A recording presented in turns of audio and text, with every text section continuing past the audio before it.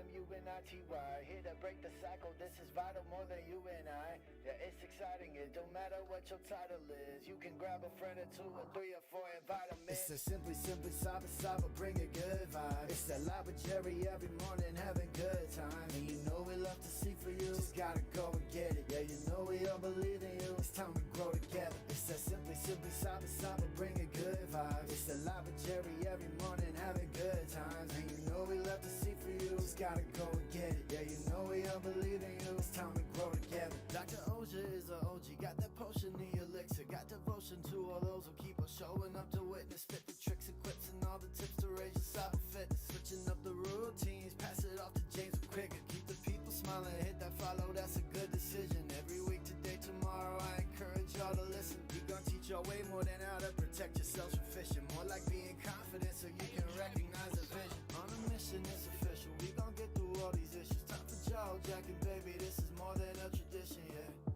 Oh, I can't forget to recognize the mods. They the engine, they the reason that you leave and feeling charged. It's that simply cyber, bring a good vibe. It's that live with Jerry every morning, having good times. And you know we love to see for you, just gotta go and get it. Yeah, you know we all believe in you, it's time we grow together. It's that simply cyber, bring a good vibe. It's that live with Jerry every morning, having good times. And you know we love to see for you, just gotta go and get it. Yeah, you know we all believe in you, it's time we grow together. Yeah. What else can I say?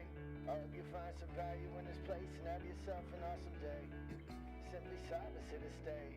So let's all put our hands together ready. Time to hang with Dr. A.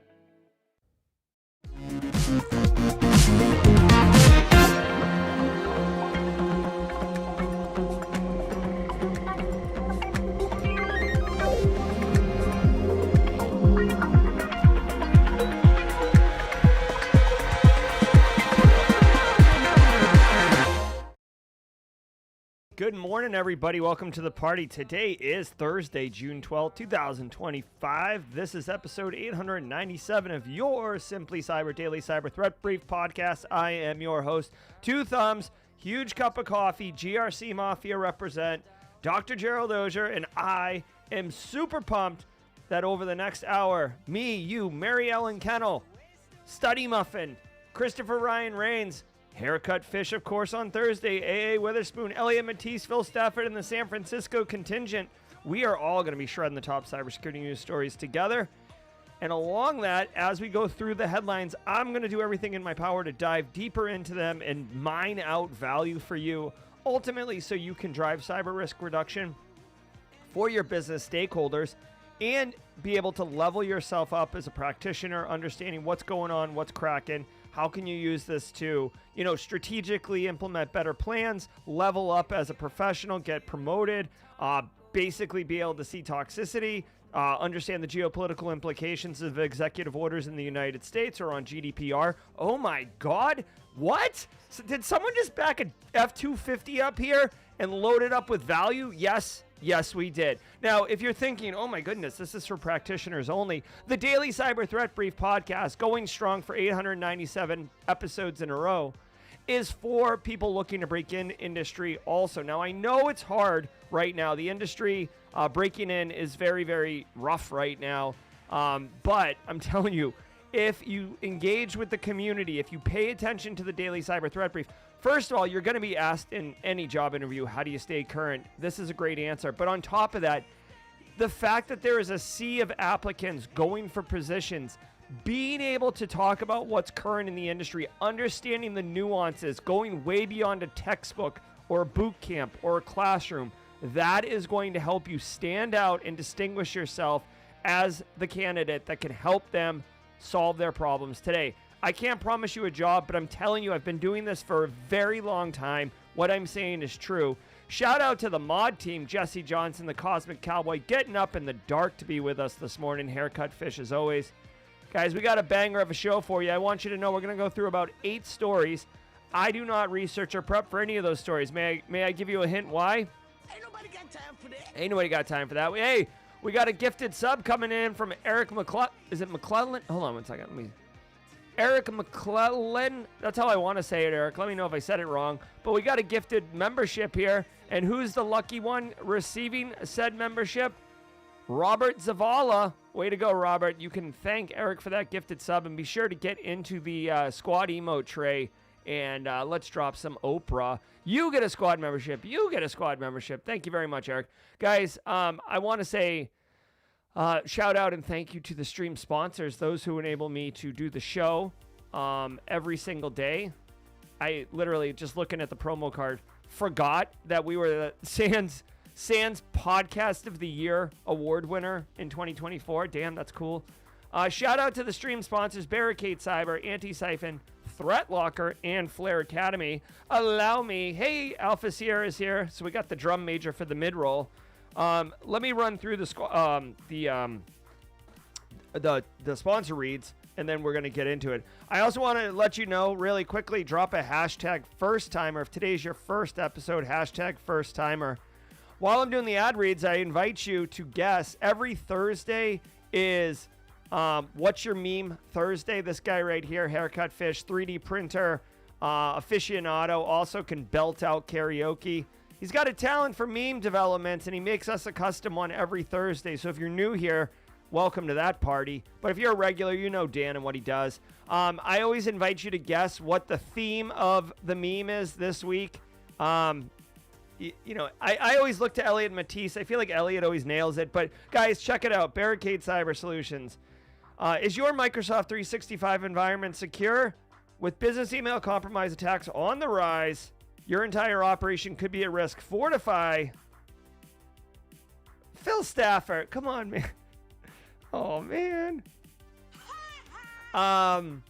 Fortify 365 from Barricade Cyber Solutions is your defensive shield. Their team of experts implements proven security standards to protect your business from cyber threats, ensure compliance like a good GRC mafia doobie, and safeguard your sensitive data. They've helped countless organizations strengthen their M365 defenses with tailored solutions that address real-world vulnerabilities. Do not wait until after a breach to take action. Please don't be that guy. Don't be that lady. Don't wait until after the breach to be like, maybe we should secure some things. Visit Fortify365.com today to learn how they can help you secure your M365 environment against tomorrow's threats. Guys, be the hero. Be the hero that your business needs, okay? Contact Barricade Cyber at Fortify365. Get your M365 instance sorted out. For real. All right, I also want to talk about Antisyphon. Now, many of you may or may not know this, but Antisyphon does a lot of pay-what-you-can training, and they've got one coming next week. This is like probably the most important thing I can tell you in today's episode. John Strand, the guy behind Black Hills, big brain, he's teaching this class 16 hours, 4 days, free, active defense and cyber deception. If you equate the value of a course directly correlated to the price you pay for it, well, then you're doing the math all wrong. The cost of something isn't equal the value. So, for example, this course right here is free. That it's worth probably $2,000 to $3,000. Okay, get the value train going. Go check it out. Active Defense Cyber Deception next week. I'm telling you, I've taken this course. I love this course. I love what Antisyphon is doing. In fact, Simply Cyber Academy, I model off of Antisyphon, which is their training arm over at Barricade Cyber. So thank you to them. I dropped a link, pinned it in chat. Also want to say shout out to Flare Academy. Another, dude, you might notice a trend here. I partner with people that are doing awesome things for the community. Flare Academy bringing the heat. Okay, Russell, operational and cybercrime data for red teams and offensive ops. If you want to look like an absolute rock star in a job interview, or be able to just bring some fresh angles to your work in ways that, frankly, you're not going to normally do, come check out this talk. Jason Haddix himself, this guy right here, amazing, amazing practitioner. He's done so many different things. He's an executive. He's a practitioner. He's a community member. He's friggin' awesome. He's been on the channel a bunch of times. Love myself some Jason Haddix.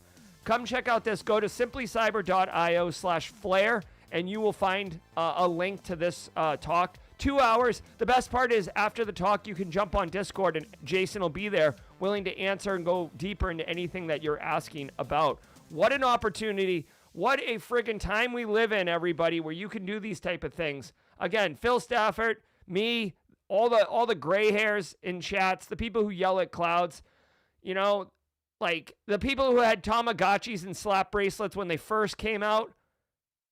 We didn't get this when we were coming up OG style. All right, guys, I want you to know every single episode is worth half a CPE. So say what's up in chat. Grab a screenshot. See how your chat is right there. B-Rad Not Rich, grab a screenshot. Brian White, grab a screenshot. Alpha Sierra, grab a screenshot. Bruno Lima, grab a screenshot, right? If you can, it says June 12th right below me on the YouTubes. Grab that too, because some organizations want to know what the date is, although the timestamp on the screenshot would be sufficient. Let's spoon feed these people. Grab a screenshot, half a CPE. If you do it every day, good morning, Jenny Housley. Good to see you for a hot minute. Hope you have a great day. Listen, if you do it every day, you can get up to 120 CPEs. That is more than enough to handle any CPE type stuff that you need. Trust me. Oh yeah, dude. I had a pager, and it wasn't a SkyTel. You know, I wasn't Biggie. It hit me on the 2-way. I had the 1-way pager, although it was clear cased. I think it was neon green. Oh yeah, it was hot, so spicy, right? That Hansel's so hot. All right, guys, we're about to get cooking. Let's just hear from Threat Locker really quick, and when we come back, we're going to be off and running into the news. Thank you all so very much. Let's cook. I want to give some love to the Daily Cyber Threat Brief sponsor, Threat Locker. Do zero-day exploits and supply chain attacks keep you up at night? Well, worry no more. You can harden your security with Threat Locker. Worldwide, companies like JetBlue trust Threat Locker to secure their data and keep their business operations flying high. Threat Locker takes a deny-by-default approach to cybersecurity and provides a full audit of every action allowed or blocked for risk management and compliance. Onboarding and operation is fully supported by their US-based Cyber Hero support team. Get a free 30-day trial and learn more about how Threat Locker can help prevent ransomware and ensure compliance. Visit threatlocker.com.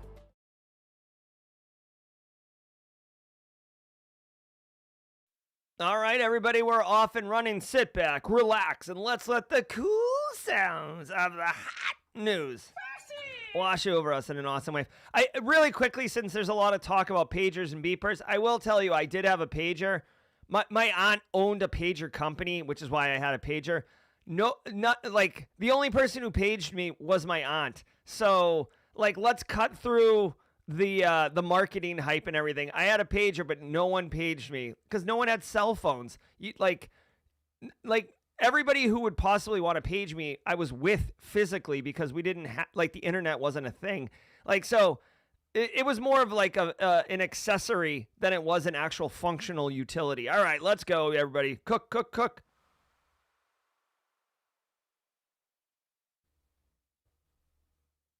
From the CISO series, it's Cybersecurity Headlines. These are the cybersecurity headlines for Thursday, June 12th, 2025. I'm Rich Straffolino. Zero-click data leak flaw in Copilot. Researchers at AIM Labs documented a flaw in Microsoft. I know you didn't need a cell phone to page someone, but if you paged them, how was I going to call you? I didn't have a cell phone. You'd have to wait hours until I got home, and then my brother wasn't on the phone, and then I could call you. Or hit a payphone up. We had those back in the day. Go look up a history book, kids, and see what a payphone looked like. 365 Copilot dubbed Echo. Yes, Antisyphon's training would absolutely count as CPEs. Oh, yeah. Hey, Chris Rock's here. What's up, Chris Rock? Part of an emerging class of LLM scope violation vulnerabilities. By sending an email with a hidden prompt injection in an otherwise banal business email, the researchers were able to get around Microsoft's cross-prompt injection attack classifier protections. When a user later asks about the email, the Retrieval Augmented Generation, or RAG engine, pulls in the malicious injection, inserting internal data into a crafted markdown image, and then sends it to a third-party server. AIM Labs reported the issue to Microsoft back in January, which subsequently issued a server-side fix in May. Very cool. All right. So, this is a Copilot issue, but to me, this is an issue that can affect any AI engines. We got a little graphic here. This graphic does not warrant a saxophone sound effect. Attacker sends email, classifiers bypass, whatever. User asks Copilot for some sensitive information. Copilot responds with a markdown image. Browser tries to fetch the image. Okay, so this is an issue. It's been corrected, right? So the issue is no longer there. For me and my money, what's really important here is this category of attack and one that you should be mindful of. So AI, guys, obviously AI is freaking blistering hot, and it's being deployed everywhere. I'd argue it's being deployed faster than can properly be secured. This is going to definitely be one of those like move fast, break things. And honestly, the power of AI is so strong that of course people aren't going to like slow roll it. They're going to push it out fast. So with this particular one, what's interesting is the attackers or the researchers, because this wasn't seen as actually attack. This was research. The researchers understood that AI is going to be looking at the content of the email and doing some type of analysis on it. Because of that, the researchers realized that they could engage and communicate back and forth with the AI, and that essentially is the attack. By engaging with the AI, and the AI not understanding there's rules and boundaries, was happy to respond with answers to the question, which was around sensitive data in the organization and ultimately exfilling it. Now, what's particularly interesting is it sounds like the AI had guardrails in place to prevent, puking out this sensitive data and having a data leak, but it was pushed into a image and then the image was sent. So I'm suspecting that by putting it in the image, any type of like text review or any type of like content firewall, you know what I mean? Like some type of like engine that's looking at the content, passing back out, looking for sensitive information would have been bypassed because it would have just seen an image. It clearly wasn't using some type of like OCR recognition. Now, I do want to point out, while this is an interesting novel attack and it can grow, if you have ever asked AI to make an image for you with words in it, your results can vary. You can get things that say what you asked. You can also get a bunch of gobbledygook and whatever. So the content in this image that was sensitive being exfilled, I would argue that there is some room for error or some percentage of error that the data being sent isn't accurate. So that's a separate issue. It is zero click, which is always nice from a threat actor perspective. Zero click is basically just another way of saying no human on the victim side needs to interact with it excuse me. No human needs to interact with it. So zero click is the dream, right? Chris Rock doesn't want to be dealing with end users, right? Chris Rock just wants to just send it, fire it, and get it back. As we see AI getting deployed in things like email gateways, as we see it get deployed into chat bots, right, on websites and stuff like that, this category, this paradigm of attack is one to use. Now, I know Phil Staffort's a bit of an AI wonk. So, Phil, if you got comments on the story, drop them in chat. I would just say this is a great one. Like, when the conversation is inevitably going to get to AI at some point. Well, I don't care if you're at a bar, you're at a meeting, you're in a job interview, AI will come up at some point. This is an interesting one to kind of give thought to, give consideration to, share with your peers, etc. And guys, I mean, Microsoft 365 Copilot, that's a major one, right? Gemini, Claude, Copilot. By the way, just as a quick aside, I find myself, I use Claude, I use Gemini, I use ChatGPT a little bit. I use it less now. But I have Microsoft 365. And whenever you log into your Microsoft 365 portal now, at least for me, Microsoft jams Copilot down your face. Like, you can't get to what you want to get to without like pushing Copilot to the side. I myself have not continued to just push Copilot to the side. I guess I'm old and I'm just used to my routines, but that's just a fun editorial.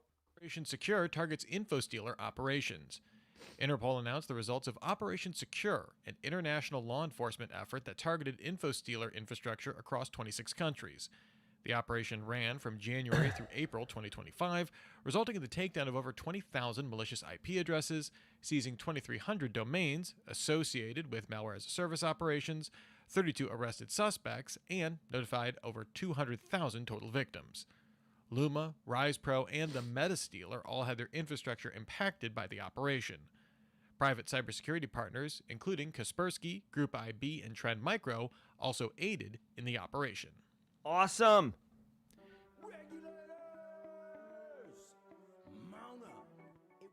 Heck yeah, man.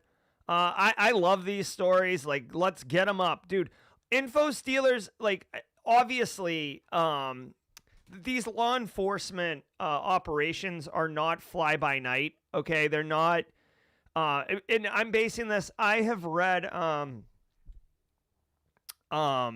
really quickly, just as a quick background on this one. So you guys, I like to be thorough and transparent.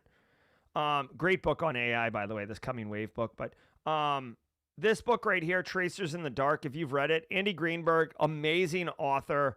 This is 4 different case studies of law enforcement taking down criminal enterprises that are using, and they use cryptocurrency transaction as part of the hunt or the investigation. So they just really quick, they talk about Silk Road, they talk about Alpha Bay, they talk about the horrible, I couldn't even read that case study, Hello Video, which is a CSAM related stuff. And then I forget the third one. But anyways, this is a great book. Having said that, this book goes deeply into the details of law enforcement operations, coordination, getting all the I's dotted and T's crossed before executing. So when I see something like this, I'm fully aware. Dude, 2 weeks ago, right? It must have been 2 weeks ago. Today's June 12th. So late May 2025, early June 2025, Luma Infostealer was absolutely on fire. That Hansel's so hot right now. Right? Like it was like Luma. Like Oompa Loompa Luma. Okay? It was insane. And then Luma got cobbled, and then it wasn't called it had a different name. Someone told me it was Raccoon Infostealer, but like another Infostealer like emerged, and that thing was going gangbusters. So the Infostealer malware market, if you will, or area in threat actor operations is like really spiking right now. So this operation was clearly in effect and in progress before that flare up. But dude, the timing's great. You can see here they arrested 32 people. I always talk about how important it is to get to the humans behind the keyboards, or else they'll just stand up another operation, right? There's too much freaking money in all this, dude. They're making money for days. So, you know, like, oh, I took your computer. My choices are go get a regular job or go buy another computer and continue being a criminal. Trust me, 100 out of 100 criminals have been interviewed, and they all agree. Buy another computer and keep on robbing people. 26 countries, 32 arrests. Obviously, the coordination across countries is a major piece of effort. Usually, there's one organization that kind of takes the lead, whether it's FBI or Interpol, Europol, the Dutch somehow get in there quite a bit lately. 20,000 IPs ripped down, nicely done. 41 servers cracked down. 100 gigs of data, whatever. Interesting, 117 servers were in Hong Kong. The math doesn't math here very well. 41 servers supporting Infostealer operations were seized, and 117 were identified. So I don't know why, like, I mean, maybe they couldn't physically get to them in Hong Kong. Maybe they were virtual servers. You would think when they say seized, I'm thinking physically seized. Yep, there we go. And then, you know, here, this looks like a webcam photo of the Vietnamese police straight up getting stuff. I love it. Let's go. You can see here, it disrupted Luma, RisePro, and Meta Infostealers. Really quick, dude, if you want to see, if you are an active practitioner, Flare.io may have opened it up to non-active practitioners, but they do have to kind of pre-screen. If you're a practitioner and you can, you know, basically prove that you're not a criminal, Flare.io, this platform, it shows you Like, if you want to see just how rampant and what Infostealer operations look like, Flare.io has all that stuff. They basically have tons of threat intelligence and dark web ops stuff. Again, I've talked very highly of Flare. They are a sponsor, but I'm telling you, I would have told you this if they weren't a sponsor. It's awesome. If you want to see, like, if you want to go from, like, what, I don't get it. Like, what's so bad? They steal my password. I have multi-factor. What's the issue? Like, if you want to see all the information they get, that Flare can definitely show you. TLDR, threat actors, if you hear, you should be looking over your shoulder for footsteps because law enforcement's here to crack down, buddy. Fin6 targets recruiters. A new report from Domain Tools found that the long-running Fin6 cybercrime group has been operating a campaign posing as job applicants on LinkedIn and Indeed to target recruiters. The campaign sees them initiating conversations on various job posting platforms to slowly gain trust. This is followed by a phishing email without clickable links, spurring the victim to manually enter a URL to send them to a faked resume site hosted on a legitimate cloud provider. These pages verify the victim before delivering a zip file that installs the More Eggs backdoor. From there, the threat actors steal credentials and deploy ransomware. All right, I don't know what happened. It looks like the Link and CISO series is going to a different story, which is frustrating because that disrupts my workflow. And I am trying to be cool. But when my workflow gets disrupted, I turn into a pain in the A. All right, here we go. Fin6 cybercrime. So Fin6, that's an APT title or moniker. Fin6. They are financially motivated. You may have heard of Fin7. They're actually Fin7 used to be big. The financial targeted cyber threat actors is coming back. All right, it's like Jenko jeans. It's coming back. I'm joking. Jenko's not coming back. But anyways, ransomware has had its day. The wave has crashed and the tide is ebbing back into the ocean. Trust me, ransomware is still rampant, so don't think it's gone away. But we are seeing a resurgence in credit card skimming and in financially motivated and targeting cyber crimes. So they're now posing as job seekers to hack recruiters. So unfortunately, if you are a recruiter here or you work with recruiters, you should make them aware of this. I mean, recruiters by definition are constantly engaging with random people they don't know, they have no trust with, and that's part of their job. Here's the scam step by step so you can communicate it. This might be a good one for your, if you're looking to make a piece of content, right? Simplify this down. What are the key things you need to look for? Let's see. They initiate interactions with recruiters. Hey, I got this great resume. Why don't I hook you up? They send them a malicious phishing email that delivers a backdoor. This is weird, though. There's no clickable links, so you might think it's not a risk. Here is the red flag. If you are asked to manually type in a URL, you might be getting cooked, right? Jack Joy, someone donated a gifted squad membership, so you're a squad member right now. Let's see.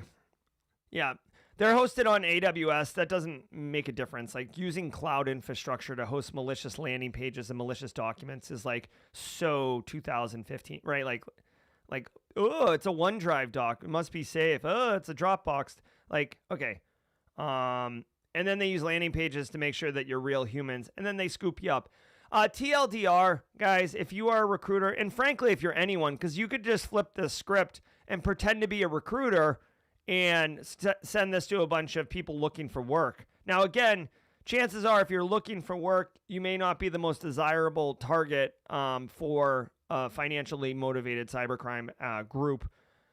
But, dude, just if you're the TLDR here is if you're typing in the URL, that's a signal, that's a problem.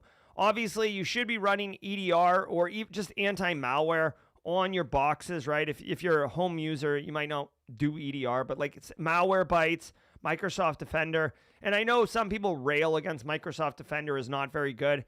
Dude, you know what it is? Better than nothing, right? Don't try to don't let perfection get in the way of progress, right? get something. And yeah. Also, this attack doesn't give a damn if you're on a Linux, Mac, Windows, Speak and Spell, TI-86, Casio watch. It doesn't matter. This one basically is attacking the human, and they just have to have access to a browser because they're typing in a URL. All right, let's go. United National Foods Recovery Plan. Earlier this week, we shared the report that United National Foods shut down all business systems, from ordering to selection and shipping, due to a cyber attack. On its earnings call, CEO Sandy Douglas said the company now expects to bring systems back online by June 15th, 10 days after the attack was discovered on June 5th. Bloomberg sources say the disruption isn't anticipated to impact the company's payroll processing, but that some worker shifts have been canceled due to shuttered operations, even as managers cannot call staff to tell them not to come in. Anecdotal evidence shows some Whole Foods impacted by the outage, with significantly empty shelves on some items. All right. So, I mean, this is a real thing. Listen. The supply chain, not the digital supply chain, not the software supply chain, literally like the agro supply chain got hit. Somebody upstream got hit. This, what are they called? United Natural Foods. Company I've never heard of, probably won't hear of again, got hit, and now Whole Foods can't stock their shelves. I'm not even gonna, I was going to make some comments about Whole Foods, but I won't. Whatever. I mean, this is just a light taste of what happens when there's panic and rush. We've been dealing with like expensive eggs. I don't even know if the cost of eggs has gone down. Mrs. Auger does the bulk of the grocery shopping, except dinner. Like I basically go to the grocery store almost every day just to buy like fresh produce and stuff like that. But so I haven't been tracking egg prices or milk prices, but we do buy a lot of that. Dude, pandemic with the toilet paper, right? That's what's up, right? So Whole Foods is basically going to have a little bit of a hit on their revenue because they just have less product to sell. It sounds like this is going to get sorted out. It's basically a manufacturing ransomware attack that has downstream impact.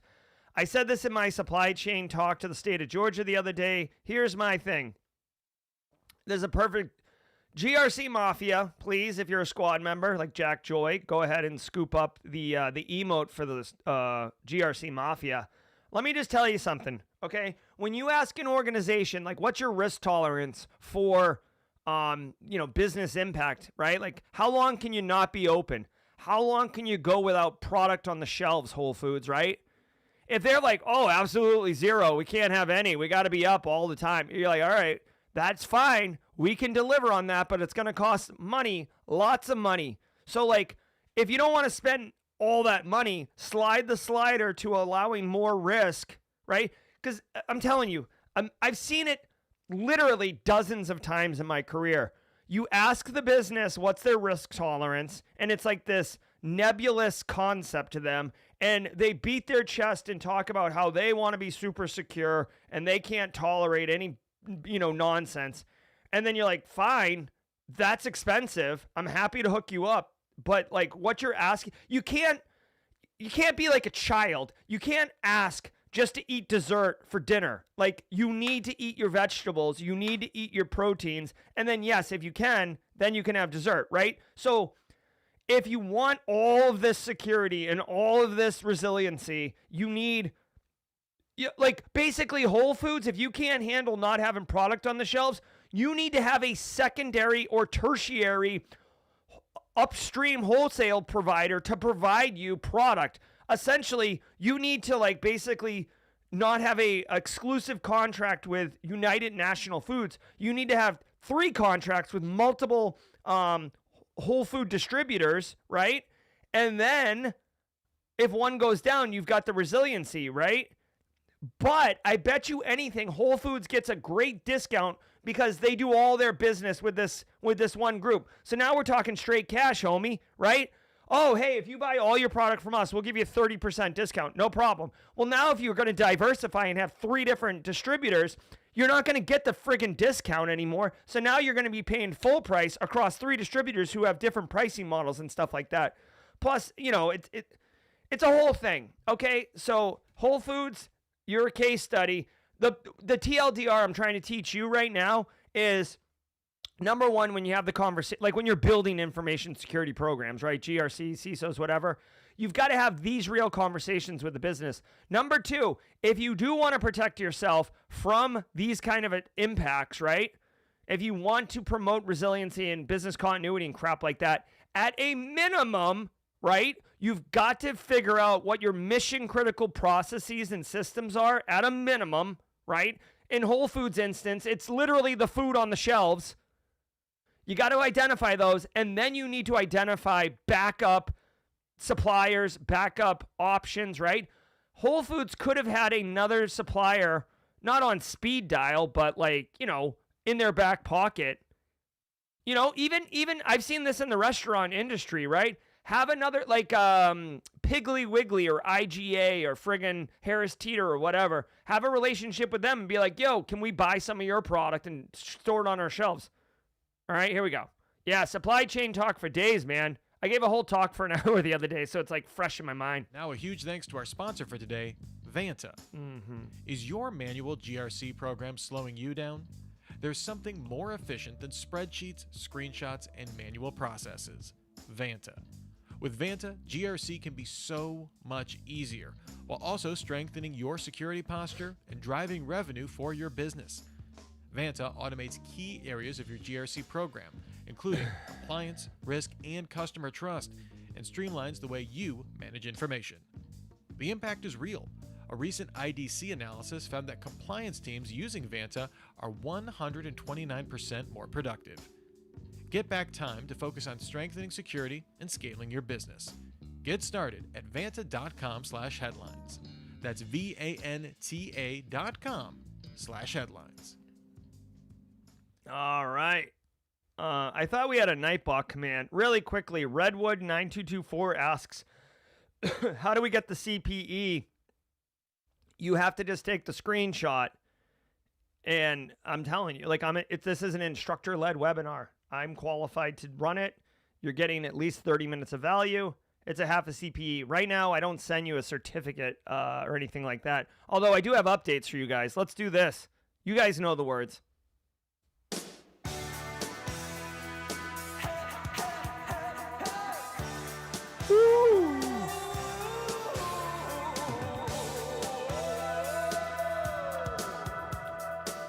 All right, holla, holla, holla, holla, holla.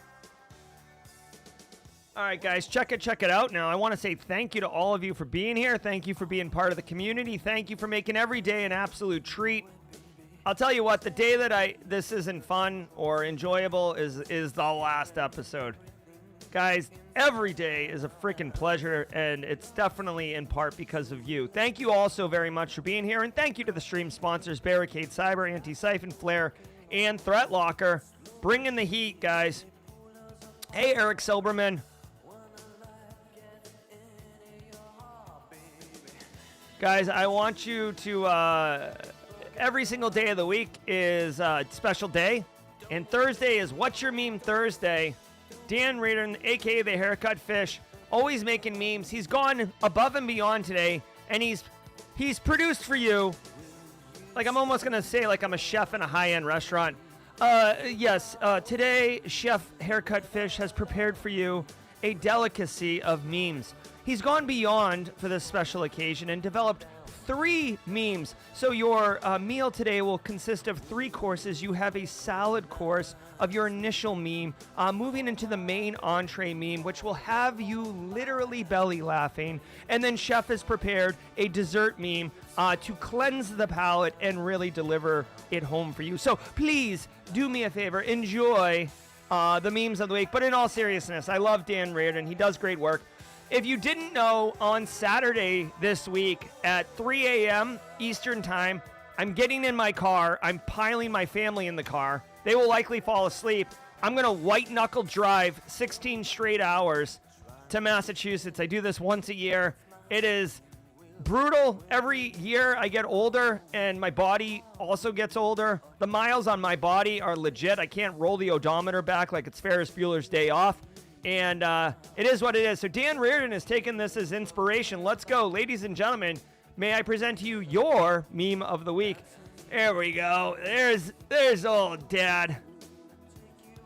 Right on the heels of Father's Day, mind you. There's me. Ridiculous. Let's get a good look at this. As always, Dan is hidden in the picture himself. Literally kitchen sink in here. This is your app course. Brilliant, brilliant, brilliant. Along the way, 16 hours, we're going to go ahead and see some sites. We got the world's biggest yarn ball. Of course, Dan is in there too, somewhere hidden. Looking pretty good here.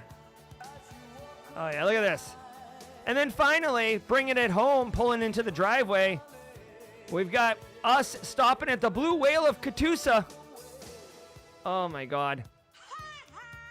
Brilliant. Brilliant. Well done, Dan Reardon. Thank you so very much. What's your favorite? Is it 1, 2, or 3? Let's leave it on 1. You know the words. Do me a favor. Alpha Sierra is going to lead us off. Lean back into the la la la la's. Let's go.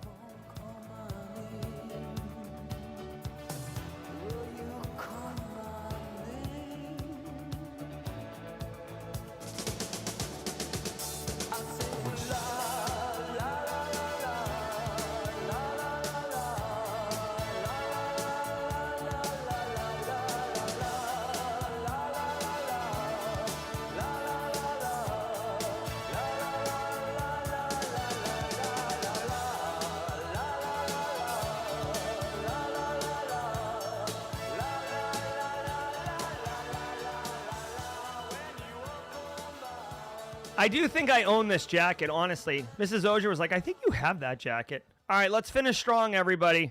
We're having fun, but we do have work to do. Wah, wah, wah. Who brought this guy, right? WhatsApp to back Apple in dispute with UK Home Office. Yep. All right, Space Tacos with a super chat. Thanks, Space Tacos. Space Tacos says she watched my show on MTV, and holy cow, it's interesting. I recommend you check it out. Space Tacos, thanks for watching. Thanks for watching my show on MTV. Yeah, real crazy, real fun. What an opportunity. What an opportunity. Thank you, Space Tacos, for the super chat, and thanks for watching the show. I appreciate it.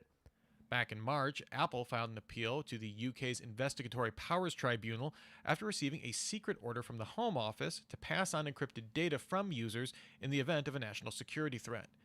You may recall Apple decided to remove esse advanced data protection feature in the UK over the dispute. Now, there's not a lot of love lost between Apple and Meta, which makes it notable that WhatsApp head Will Cathcart said the company applied to submit evidence to the court in support of Apple's appeal. Cathcart noted the messaging giant would challenge any law or government request that seeks to weaken the encryption of our services. I don't know what to say about this. This would be a good one for Elliot Matisse's pending Simply Geopolitical Cyber working title podcast. We're for those who don't know, again, this is a good one. Elliot Matisse and I are in discussions of bringing a Simply Geopolitical Cyber podcast to the channel. And this would be a topic, right? So WhatsApp is Facebook/Meta's messaging app. Again, I literally just finished reading Careless People by Sarah Wynne Williams, which chronicles the rise to power and the erosion of moral at Facebook in the last 10 years. Is Christina Paulika here? Is Christina here? She is. Librarian. Christina, I got to connect with you about getting that book on the website there. So Apple and Facebook, they're both Fortune 5 companies, FANG, if you will. And I know I spelled librarian incorrectly, by the way. But, dude, they're competitors. Apple has Apple Message, right? Facebook has WhatsApp. But they're kind of partnering together around the UK's push for basically invasion into individual privacy on these devices. Roswell, UK is our resident UK person. I'd be curious, Roswell, UK, on is there any vibes over there in the UK around this particular action? It does seem very non-European Union, although I guess the UK exited the European Union, but like it seems very non-European to have this level of privacy invasion. So, yeah, I mean, honestly, this is a much bigger question. This is some light bar talk, right? If you wanted to like whip up a good conversation at the bar, is an individual, and what do you think in chat, right? Is an individual, is it a civil right essentially, or is it a personal right to have privacy in all instances, or when there's a national security concern or like egregious issue for big government to access all your data, right? This gets very into like libertarian and individual rights versus the state rights of managing, and not pundits, but like people will go quickly to the argument of like child predators. And, that's obviously horrible. Human trafficking, organized crime syndicates, all these things that messaging apps could be used for that really stymie law enforcement. People will go to that and say, oh my God, we need to be able to get into these private messages to avoid children being hurt or another, mass shooting from happening. And I get that. But at some point, if you extend all of this, and I've said this before, guys, if you give power to people, humans, right, they could have righteous intent today, but tomorrow they couldn't. There have been numerous cases where people in power abuse the power for their own self-interest. Examples of police officers looking at who their ex-wife is now dating and, exploiting the access they have for that. Politicians exploiting access in order to uncover what their competitors or their adversaries or who's running against them.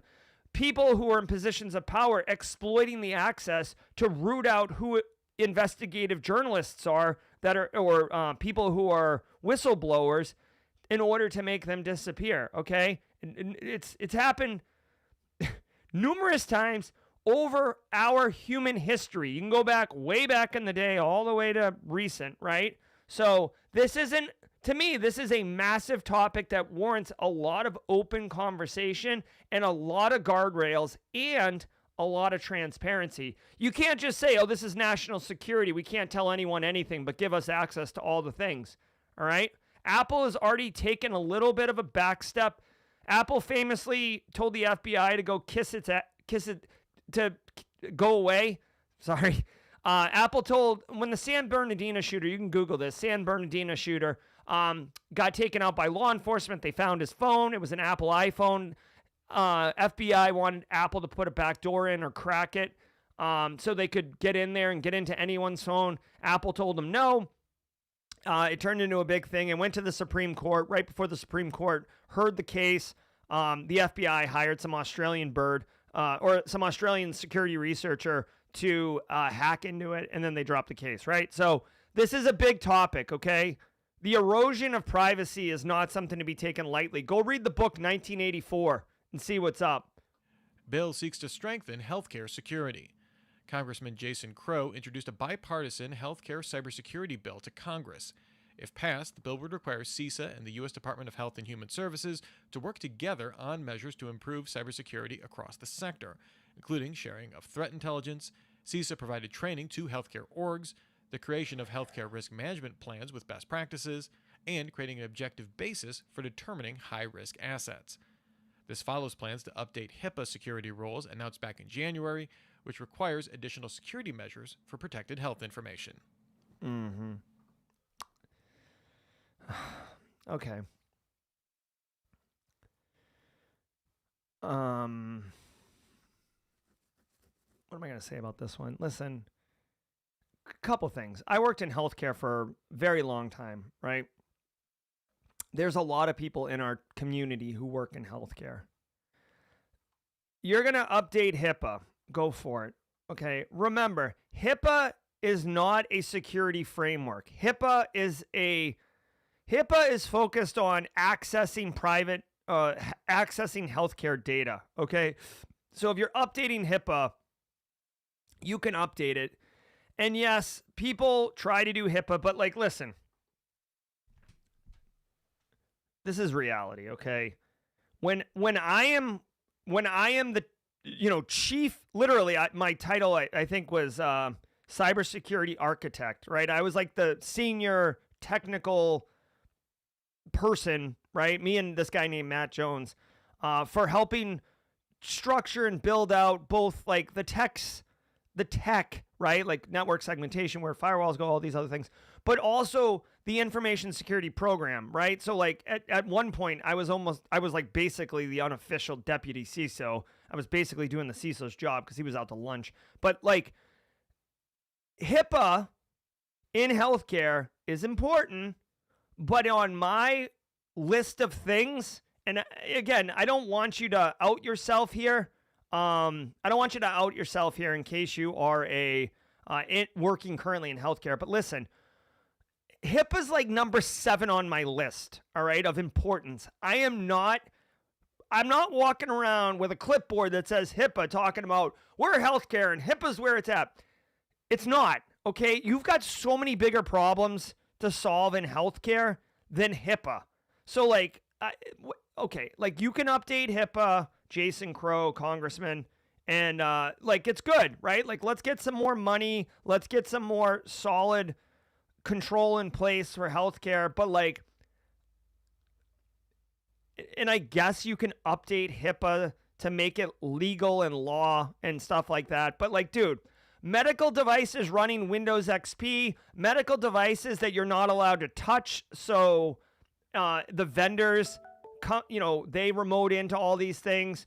Healthcare and clinical staff who don't understand tech, but they have massive power, and they can, like, physicians can wield the patient safety, patient care stick and say, like, whatever you're asking for, security dork, doesn't matter because I need to serve my patients.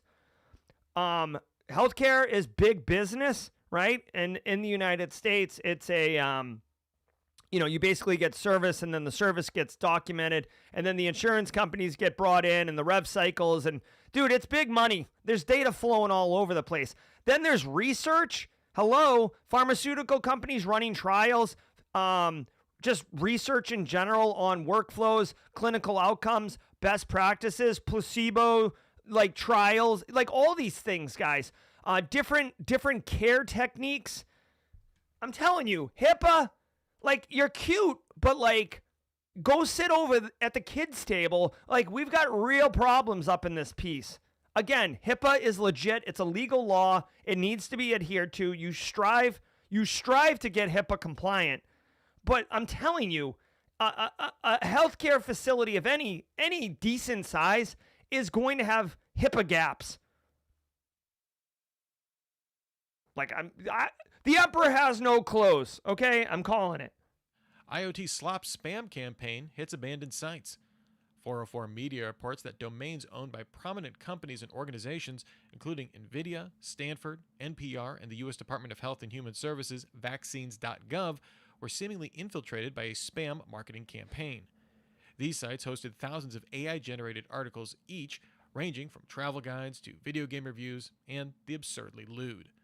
Most of these domains are no longer active, like NPR's Generation Listen project from 2014. All sites carried a byline of Ashley on articles with the same disclaimer, DMCA, privacy policy, and terms of use pages. Clicking through any links on the sites goes to an SEO spam page. Based on site archives, some domains were hijacked for over a month. All right. So, I mean, the fact that it's NVIDIA is that's probably why it made news here, because NVIDIA is like this massive player in the GPU market and what AI is using and stuff like that. Along with like China, NVIDIA is a big boy, right? NVIDIA is so hot, right? That Hansel's so hot right And it sounds now. like they had, dude, they're a massive company. Looks like they just had some abandoned domains or subdomains. Someone got in on it and put up a bunch of bull crap sites that, kind of like malvertising, if you will. That's all there is. I do want to say one quick thing that I have heard. This has nothing to do with, again, here's the TLDR for practitioners. You should be, if it, it's hard to do it for larger organizations, but somebody should be looking at your web presence and making sure that, number one, your active production websites are accurate, factual, and not compromised, right? Not hosting bull crap. Number two, and this is an important one that people often overlook, make sure that any development and test environments are not accidentally internet facing. And if they are, it's deliberate for, testing purposes and that it gets taken down. A lot of not a lot, but it's not uncommon for dev and test environments to get overlooked because you're like, oh, it's not production, who cares? Like you're screwing around, trying new things, testing, whatever, and you leave it. A threat actor doesn't care if it's production or development. It's a attack surface, right? So they'll get in there. Yeah. Okay, so there's tools that can do it. The one thing I do want to share, this is more of a public service announcement for parents.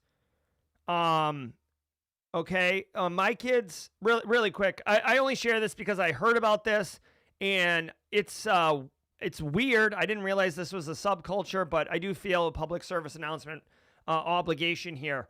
That one of the things that they talk about is this Brazilian face-sitting fart game, whatever the heck that is. Based on the title alone, I'm going to go with it. My kids play Roblox. My kids play Fortnite. My kids play Gorilla Tag, right? These VR games. There's another one called Animal Company. So if you have kids, my kids are 10 and 13, so that age bracket, I could even think that children between the ages of 4 and 10 would be more vulnerable and susceptible to what I'm about to tell you. But apparently, there's creeps, right? As you can imagine, there's creeps, child predators who play on these kid games like Roblox and Animal Company or Grow a Garden, which is really popular right now. Anyways, so you can't really tell that it's a kid or not a kid. They're creeps. So I guess one of the things that they do that they derive pleasure from is farting on you, right? And I don't understand why, but little kids find farting hilarious, right? And the creep gets, pleasure out of it. So they'll be doing that. And then, obviously that's the beginning of grooming. And then, because they're an adult, they have access to funds oh, hey, I'd love to give you $100 worth of Roblox or Robux. I'd love to give you $100 worth of V-Bucks or whatever. Let's go into a private room and continue to be silly and play. So anyways, all of this is a long way to say it might seem benign and childish, this farting thing on people, but it's definitely a dimension of this predator motif or this predator playbook. And I just want everyone to know about that. I'm constantly low key beaconing on what my kids are telling me about the games they're playing to see if anyone is doing that. So just FYI. Danabot leaked data for 3 years. Last month, we covered that an international law enforcement effort disrupted the Danabot botnet, a malware-as-a-service platform operating since 2018. Following the takedown, security researchers at Zscaler disclosed that a flaw in Danabot's C2 servers caused a memory leak from June 2022 to early 2025. Dubbed Danableed, the flaw leaked up to 1,792 arbitrary bytes per server response. Researchers obtained victim data, usernames, IP addresses, malware version updates, and private cryptographic keys through the leak. It remains unclear if this disruption effort and leaked data will lead to a permanent takedown of the operation. All right. I mean, this is a great one from a case study perspective. So this malware as a service platform has literally been in place and making money, generating revenue, getting those, those Matthew McConaughey big numbers since 2018. It's 7 years, guys. I mean, that's older than Simply Cyber, right? So don't think that these malware operators are fly by night and they're, it's like whack-a-mole where they're constantly building and tearing down and rebuilding infrastructure, right? Some of them, they can last. And again, this is because some of them get bulletproof hosting, meaning that they have top cover. They're hosted in Eastern European countries and data centers where the country and law enforcement aren't really going to get after them. There's 300,000 devices in this botnet. A botnet is basically a compromised asset that you may or may not know. Like the machine you're on right now watching this video, whether it's a TV, a mobile phone, your laptop, it could be compromised and be part of this botnet, and you just don't know it until, basically the controller of the botnet weaponizes it and says, get after... Become best friends. Yep. Jack Joy with a super chat. Just got the invitation for my Zoom interview. Got to run. Good luck, Jack Joy. We saw Jack Joy in Discord talking about this upcoming job interview. Good luck, dude. And again, he was a little concerned with imposter syndrome. You got this, buddy. All right, so I love this. Law enforcement. Oh, this is so good. So I guess law enforcement discovered that this malicious criminal infrastructure, actually they weren't patching their systems. You gotta patch it. And it looks like they leveraged it to exploit the C2 server and bring it down. Nice. Noise. They were able to exploit the server and leak information like server data, SQL statements, keys, etc. Very nice. Very nice. So anyways, here's the deal. Whether you are honestly, to me, like this just reinforces that cyber criminals are essentially just like businesses, right? They're just like businesses. They need to maintain and do vulnerability management on their infrastructure. They need to educate their staff on cyber risks. Just because you're a criminal, I mean, literally, it's no different than a regular business, right? I'm not saying that they can call Barricade Cyber and get Fortify 365 to secure their M365 infrastructure, because Eric would probably tell them no. But I'm just telling you, gotta patch your stuff. Otherwise, by the way, like I'm happy that law enforcement is essentially exploiting the servers. I feel like that's like low-key vigilante style stuff. But, it's an interesting topic. Do you think law enforcement should be able to hack criminal enterprises that have vulnerabilities, right? Like basically, exploit them. It's an interesting question, and it's a little bit of a slippery slope. I like it. All right, let's keep going. Remember to register for our upcoming Super Cyber Friday conference. That's going to do it. Here, let's do this.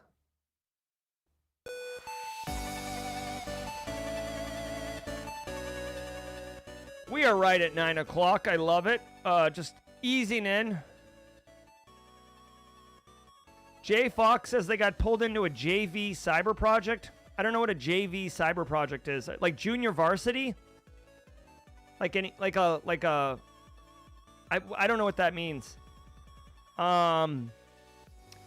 Guys, I hope you had a great show. I certainly did. Thank you all so very much for your time, your focus, your energy. I wish you all the very best today on crushing things. Before we get out of here, I want to remind you, don't go anywhere, because we are going to be going directly into Jawjacking. Eric Taylor, CEO and Chief Forensics Officer at Barricade Cyber, will be hosting Jawjacking, so you'll get a different perspective and insight on your questions. So if you have any questions, put a Q in chat. And joint venture.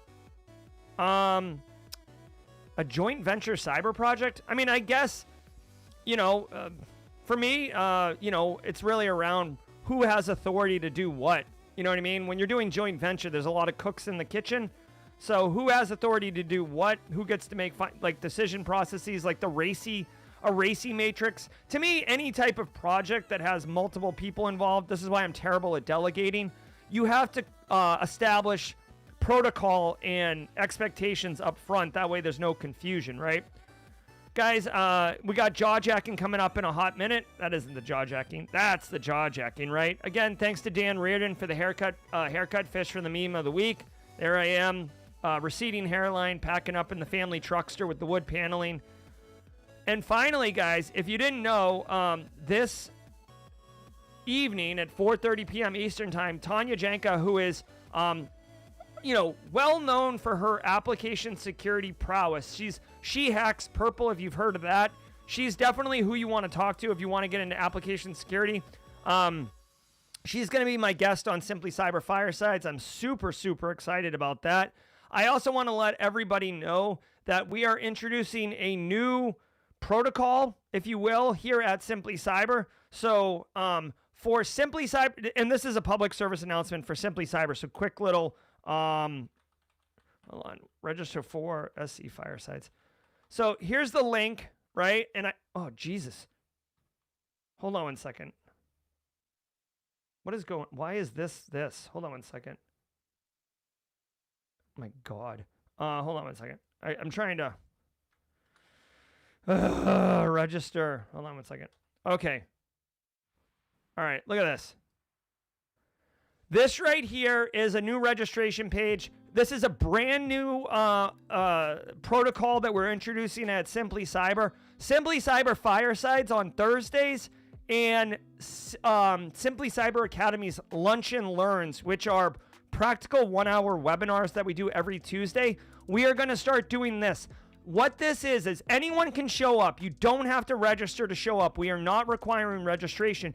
But if you do register, number one, you're going to get a calendar invite on your calendar so you can remember that you need to be there. Number two, we will be sending you certificates of attendance with CPE evidence on it. So you can get CPE evidence for the Firesides and for the Lunch and Learns.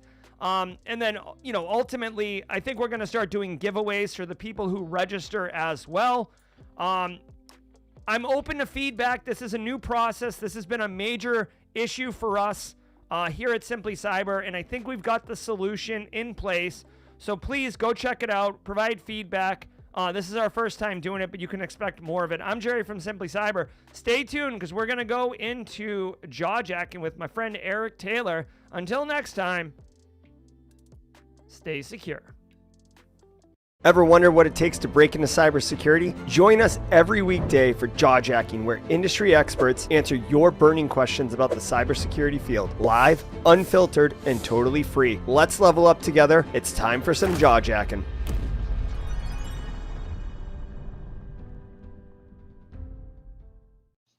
What's up? How's everybody doing? Hope you're doing well. I'm back here again with you guys and gals. Oop. Want to turn it down, not off. Hope that music is vibing.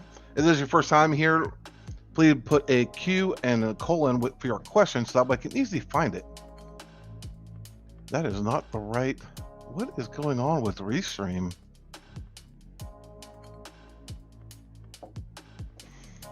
My chat is not showing up in my window. I can turn an overlay on. What is going on?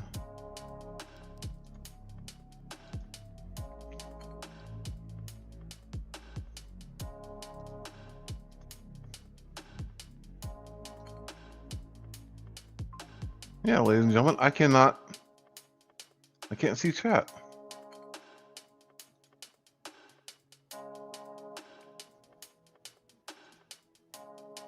Huh. All right. What a great day.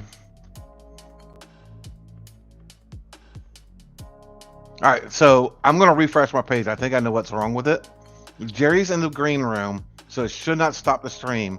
Bear with me 2 seconds.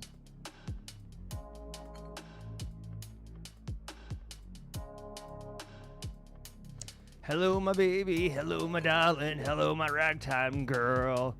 All right, hold on. There we go. Refresh my screen, did it? And I can see Jerry come in with jazz hands. What was up with that? All right, so yeah, I definitely see. So it was my ad blocker. For some reason, it does that sometimes. Well, wait, I do see some questions coming in while we're waiting on some more to come in. I want to share with you guys and gals something we've been working on. So we've been trying to figure out a way to, let people know about the latest ransomware stuff. So we came up with a ransom monitor. So every morning, and I got to get with Kim a little bit to kind of see about, doing something about this. Maybe putting this thing into a carousel or something. I don't know. We're coming up with stuff, but we wanted to at least be able to get it out there. So if you're interested in at least being able to know where to go and be able to get some of the latest numbers for your CTI and kind of know what's going on in the threat intel space, we kind of break it down by the threat actor group, how many they posted. So you'll see every day. I mean, we just started this just a couple of days ago. So, we got a new threat actor group called Team XXX. Space Bears are starting to come back. QLin is making some noise. Global's making some noise. So you kind of see what's going on, the industries that are impacting, things of that nature. We're working on a weekly / monthly update. We're not really sure how that's going to pan out just yet, but again, if that is something that might be of interest to you, I put the link in chat. Your screen share isn't readable. It'd be all right.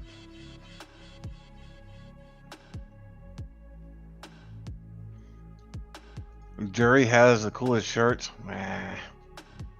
It's easy when you're a runner and you run long all day and you're not all fat like me trying to squeeze into a 4X t-shirt.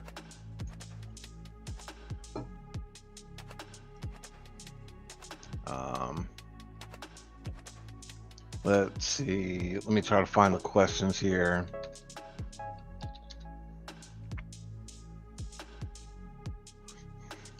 All right.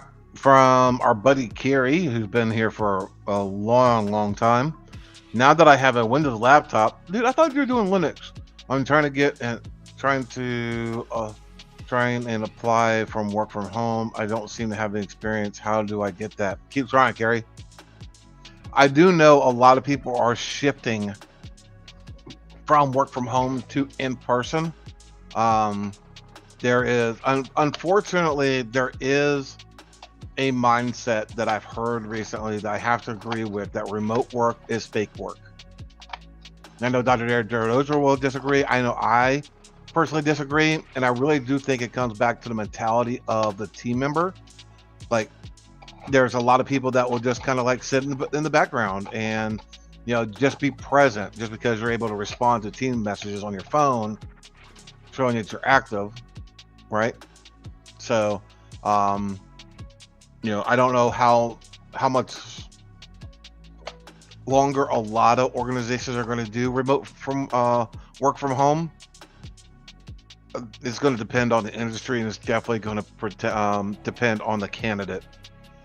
Can you trust this person to work from home and get their job done in an effective, timely manner? So,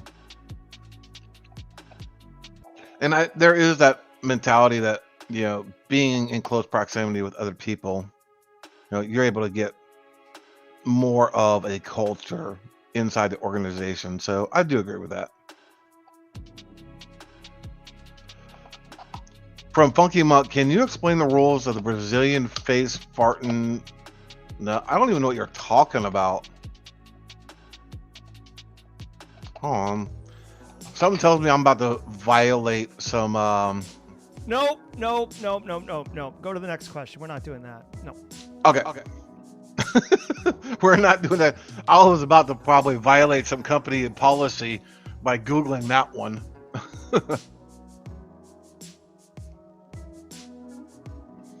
From Bruno Lima, whatever. Sorry if I'm butchering your name.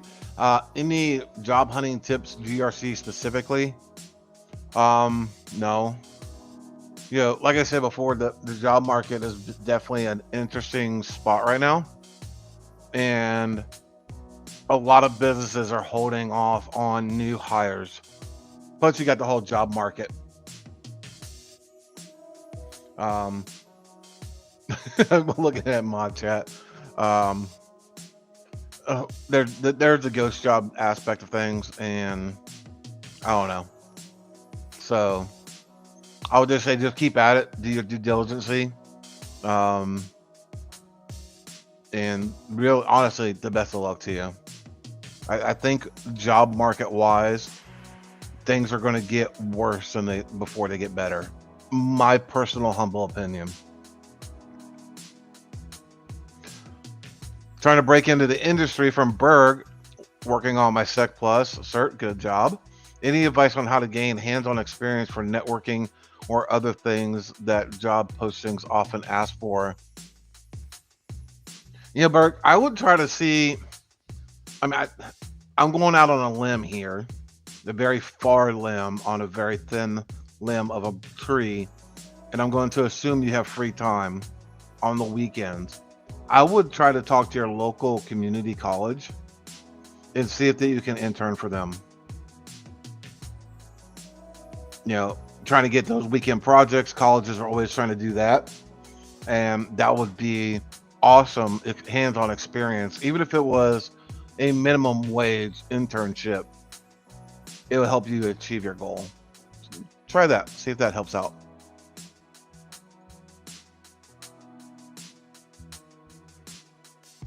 Oh, see, Gary says he's got a desktop and that has Windows, and the laptop has, our desktop has Linux, and yeah, you got two devices. Good job, Gary.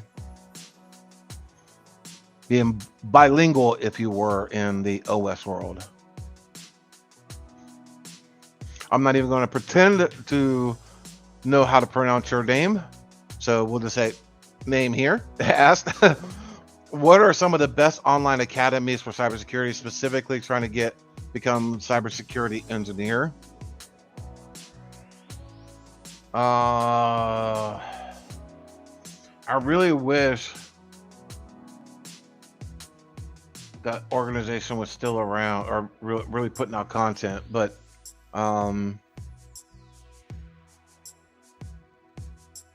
it is Jerry. The only real place I can say without breaking the bank is literally go to Black Hills. I don't, when IT Pro was around and all that, they put out some really top-notch content. Daniel Lowry and the entire team over there really did some awesome work. And I know you can still have access to some of their stuff. So maybe going to take a look at some of their historic videos, if you were. I'm hoping Black Hills lets Daniel Lowry and the team branch out from just pen testing and doing network infrastructure and stuff like that Daniel and them have done for so many years. I think it'd be an awesome benefit for them and be able to really expand that market of what they're doing. So I think they skirted a lot with the Blue Team Summit.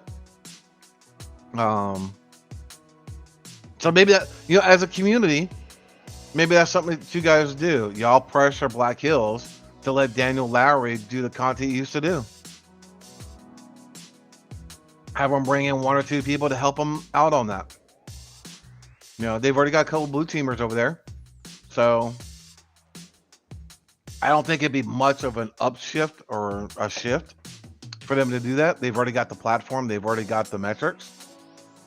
Maybe they'll do it. I know the community asking for it will go a lot more than just some fat guy in South Carolina, saying, hey, you should do this. A question from Christopher Rains. Do you see the recent article from Tech Explorer by the University of Florida? New security flaws allow eavesdropping via laptop and smartphone. I have not seen that. but most of the time, those have been because of unpatched vulnerabilities in devices. And this is literally why our laptops, and I gotta get with the rest of the team, but our laptops have their own Wi-Fi built into them. So they have their own cellular, and I carry a cellular home internet from T-Mobile with me everywhere I go. So I don't have to worry about overages, and it's fast and it works. So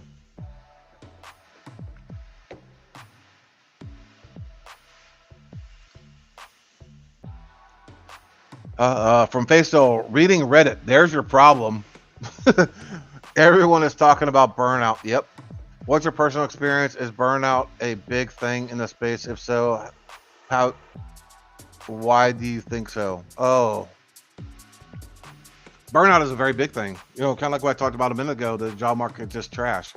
You know, do companies need to hire more people? Maybe. I know a lot of companies are either laying off or considering layoffs because of too much of a potential, too much hires from the COVID years. I'm hearing that being thrown around. I really think we've had enough time since the COVID pandemic and the hiring frenzy for that to kind of balance that out. So I don't really subscribe to that mindset anymore. I do think that there's an expected turn down in the economy, so companies are preparing for the worst. So that's going to put more of a strain on the current talent that's inside the organization.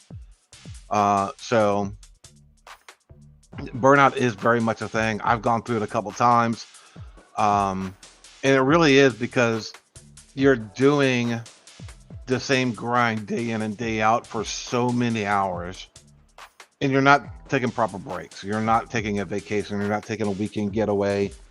Working 6-7 days a week will definitely do that. And even before I was in cyber, I talked about this before. I was an electrician for many years.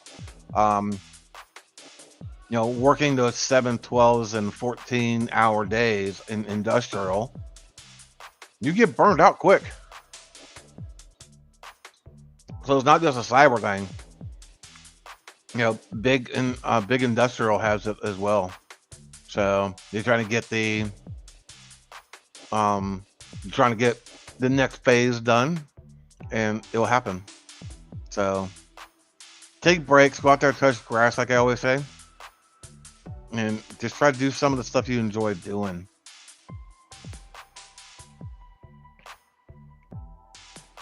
How much time percentage do you spend running the company and doing the fun stuff? I would say 98% of the time running the company. The fun stuff, I don't know. I mean, we're making tools like the ransom monitor. We've got a lot of stuff that I'm kicking around right now, trying to figure out how best to do it.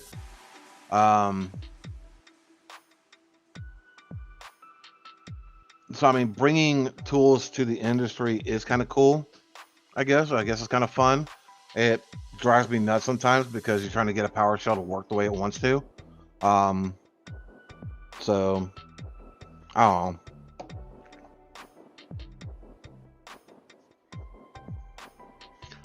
I mean, my job is fun for the most part. It's just stressful.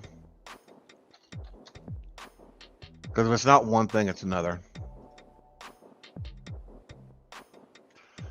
Waiting on him to send the invite after he sent me the email saying send over now. Wow, wait, what's the best pathway to transition from sales to AI to more cyber forward roles?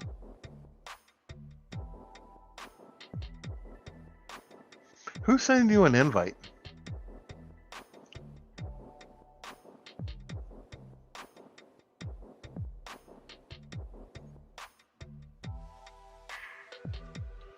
What is the best pathway to transition from sales and AI to more cyber forward roles? So I'm going to say you want to be on the preventative side, pre-breach side. Sales is what I'm referring to. You honestly need to go to a company like Barricade or Cyber Reason or Kroll or something like that, and look for companies who are hiring for incident response retainers and consulting firms. Now, I'm debating opening up that role here in the next couple weeks. Well, there's one more thing we're looking at. But I know Red Canary has a lot of jobs as well.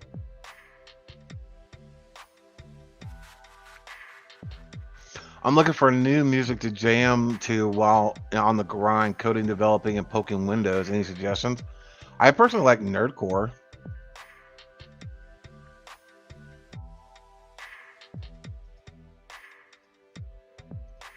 Let's see, any other questions coming up? Oh, looks like I missed this one.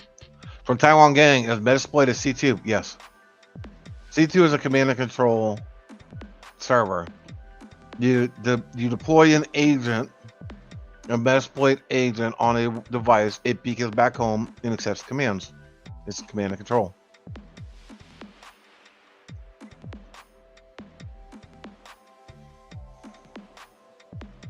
While you guys are coming up with some other questions, I know I'm not gonna, I'll do that after. Do we have anything for 9:30 here? I was looking a minute ago and I did not see anything. That's at 4:30. That's tomorrow.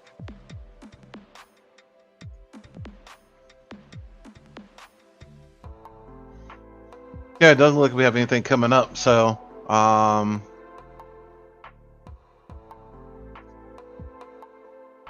oh, Jerry returned and just answer in the background, and there we go.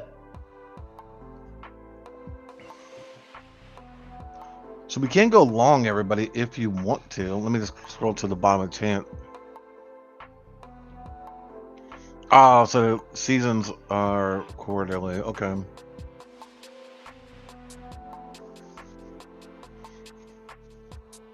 Thanks, Justin Gold. Appreciate it.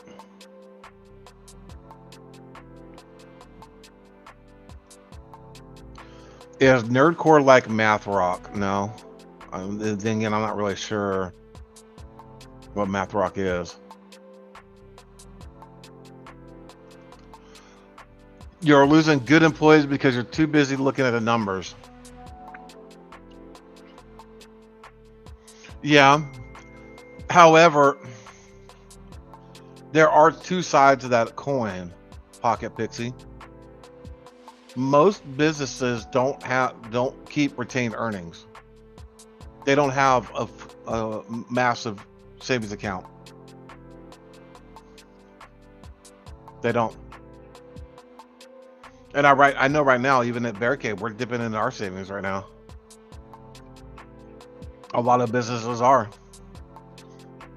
So, do you potentially let go, unfortunately, of good employees to weather the storm, or do you keep the good employees and the business goes under? And I'm not talking about, you know, what Meta and some of the other ones are doing, are laying off people just so they can make $10 billion. Right? I'm talking about small businesses that are looking to weather the storm of the economy.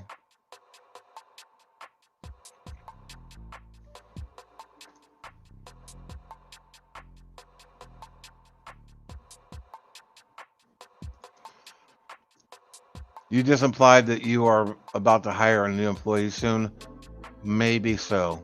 The pure sales, pure like metrics, everything like but yes, I'm waiting on a couple, and this goes back to the good employees topic right here from Pocket Pixie. And I talked about before the job market. I'm waiting on a couple key metrics right now. And then I'll probably be opening up a position. But right now, I'm just trying to hold things steady. It work's been slow. I'm not going to lie. My team will tell you.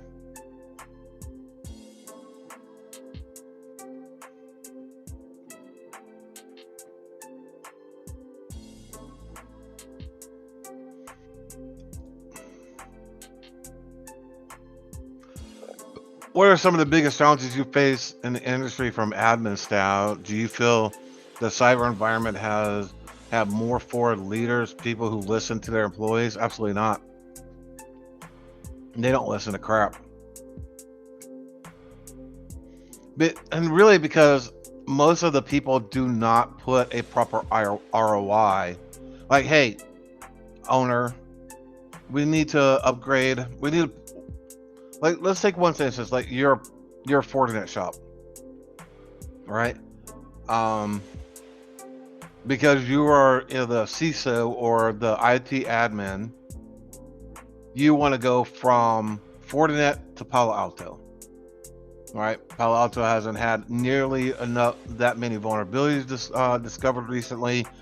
It doesn't look like it's got flawed code. Just all the stuff, right?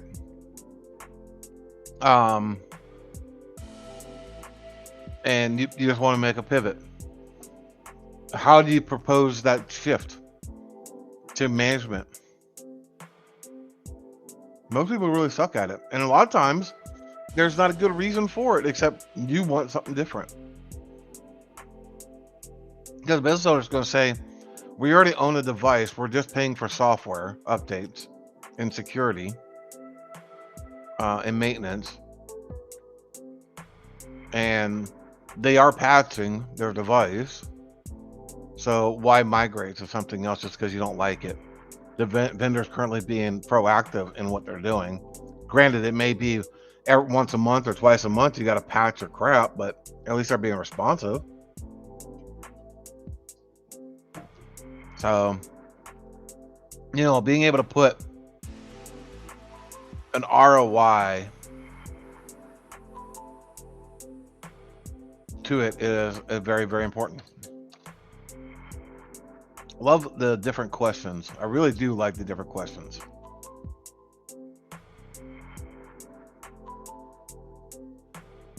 I think I answered this already, Taiwan Gong. But yeah, Metasploit is a C2 device, or C2 software.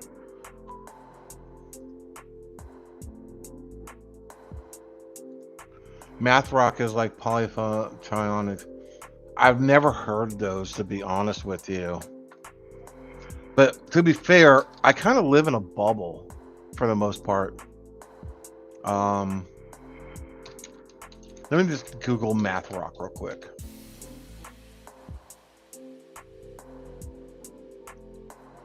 Okay.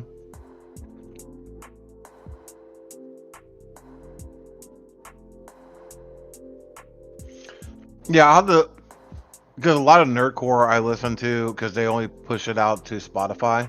So I will take a look at MathRock and play some of that and give you some feedback. I've honestly never heard that genre at all. I listen to a lot of country. I listen to a lot of 90s stuff. So I know it's not Tidbits Tuesday, but if you're into country and you're into that 90s, like punk rock and everything like that, and you heard of, who Hootie the Blowfish and Darius Rucker is, I'll show you. I won't play it on stream.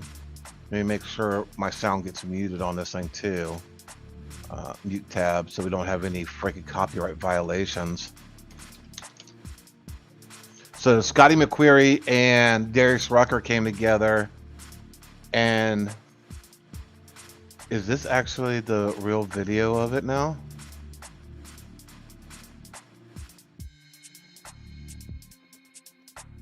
Give me 1 second. It won't play the audio. Sorry. I'm not logged in. This is private, so we're going to see an unfortunate ad real quick. I'm just looking if this is the official, or it looks like it is. I mean, it's coming from their his official channel. So yeah, check this out. It's got Scotty McQuarrie, who's a country singer, in there. Hootie comes on. It's not a replay of Hootie. Darius Rucker. Him and the Blowfish came and actually re-recorded that song, or the Hold My Hand in there. It's a really good mashup. That has to be one of my newest favorite songs right now. Oh yeah, if you're into that type of music.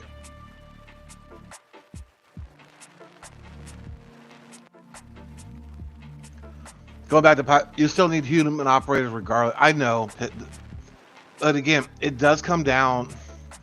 It comes down to financial.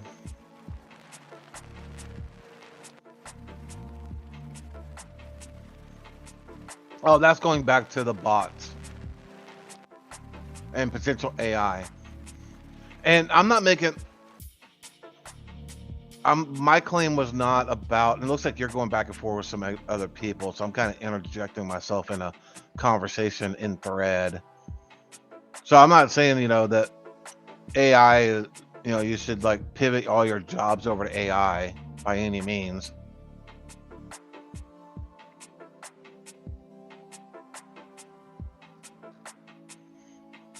Could you, potentially increase productivity and efficiency with some AI? I'm sure.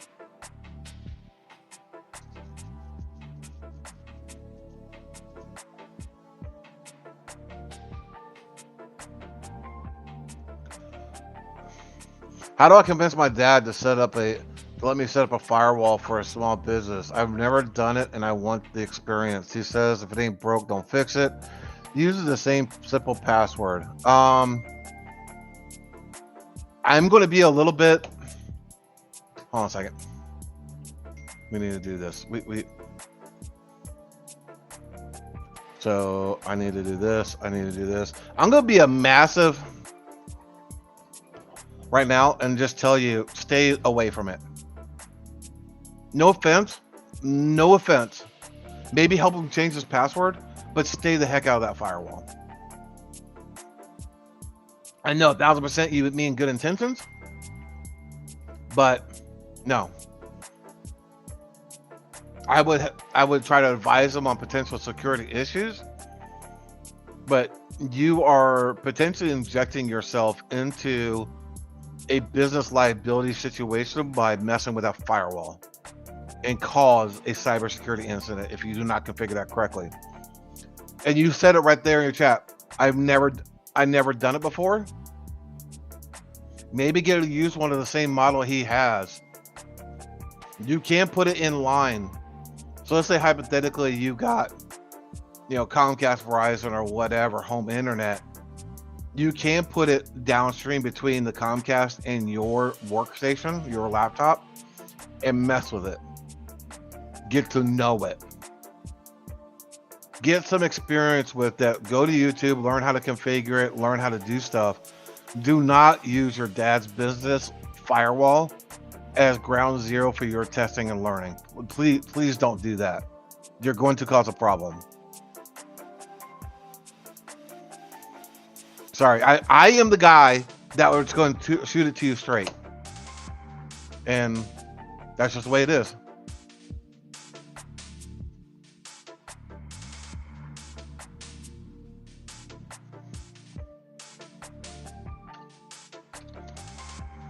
That's why people don't like me very much. Let's see.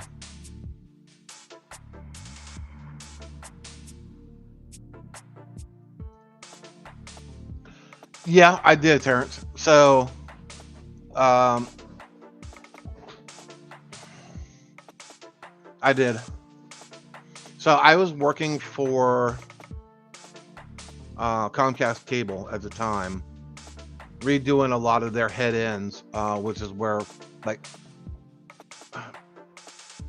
in your neighborhood is considered you're part of a node, and that all goes back to a head end where all the channel multiplexes and everything are at, where the satellites come in and you set the frequency for a certain channel. I mean, a lot of it's digital now, but a lot of it was rack spaces of analog stuff.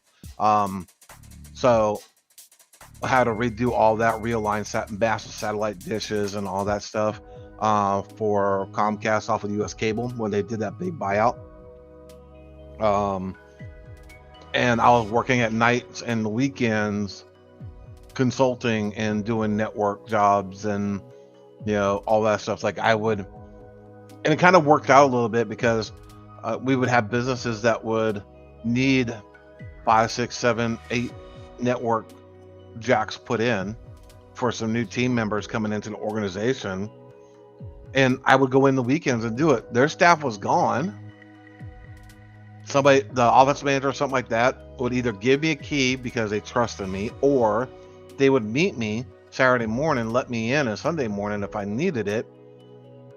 I would run all the cables, jack it all in, do the testing, hook up my laptop, make sure I was able to get online. If I thought the client was going to be a little picky, I would take a picture of my laptop streaming, like YouTube or something like that, showing the ping requests and stuff like that in each room.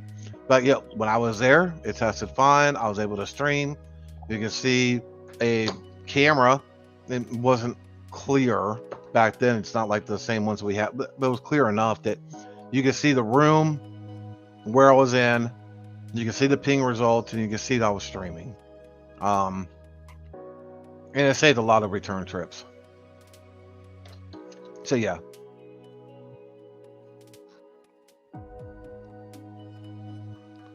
Yeah, PF Sense is a good idea.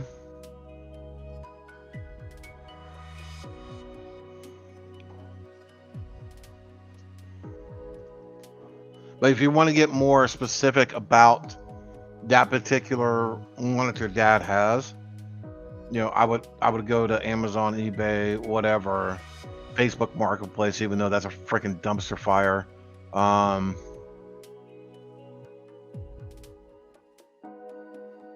And try to pick up a used one. If it's a Sophos firewall, I'll tell you, don't even bother. Because it's got to be registered to an MSP and all this other crap.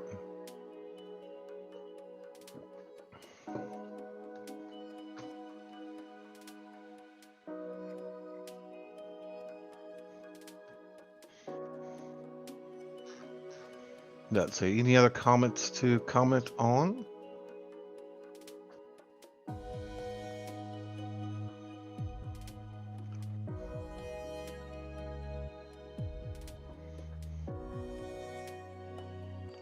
I think we got all the way. So who is Hootie? You never heard of Hootie and the Blowfish? I'm surprised.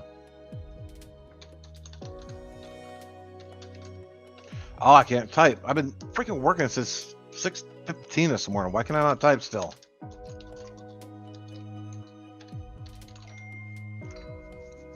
So Hootie and the Blowfish. Let's see, visit, just so we can get a better picture there. So that's Hootie and the Blowfish back in the 80s and 90s, I think. That African American black fellow, whatever the politically correct term of it is now, that's Darius Rucker. So he kind of branched away from being Hootie and the Blowfish to just being Darius Rucker, the country singer. So a lot of good songs back in the day. Yeah, in the 90s. That's what I knew. It was either the 80s or 90s. But yeah, I listened to a lot of Hootie, listened to a lot of Green Day, Cake, 311, just all the punk rock stuff, right? So, and I've always listened to a lot of country music, so.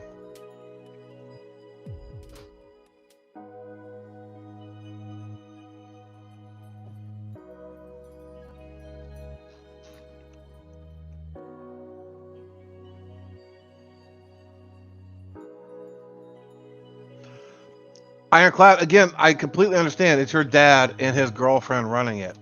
No offense, stay out of it. Look, Ironclad, you may be new to this channel, and I mean the far most respect when I say this. I am the guy who's going to tell you to stop doing stuff that is wrong, very bluntly. And I make no apologies for that. I never want somebody to go down a path that's going to cause problems to a business or themselves while they're going on their professional journey. And some things are just wrong. Again, I know you probably have the best intentions, but stay out of that firewall. We've seen a lot. I do digital forensics and incident response all the time. We see vulnerabilities happen and exploits and ransomware because of people with good intentions make a mistake. You could potentially cause your dad more problems because you self-acclaimed just a minute ago that you have no experience. You may accidentally open up a vulnerability to that environment and cause hundreds of thousands, if not millions of freaking dollars of trouble and damages to his business. Stay out of it until you get experience. And I gave you alternatives. Go get a used one of the same model that he has. Test on it in your own environment. There are people in this chat that have used Barricade Cyber for incident response. I can tell you, I know what I'm talking about. You're going to cause a problem.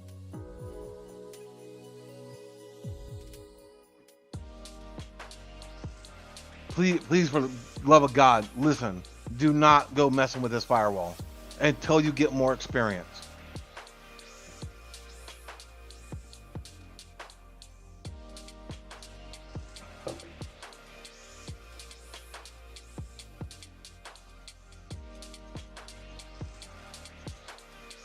Oh yeah, Randolph, you bring up a very good point. I did forget about that. A lot of firewalls have a VM version, and you can run that in VirtualBox, so you can literally get 90 days free just messing with it in a VM. And I know Azure has a ton of them as well too, right? Like you can get a free Azure account or like $200 in credit and just run that VM. That's an option too. Get used for the OS. But like I said, YouTube has got a lot of videos for you to learn on.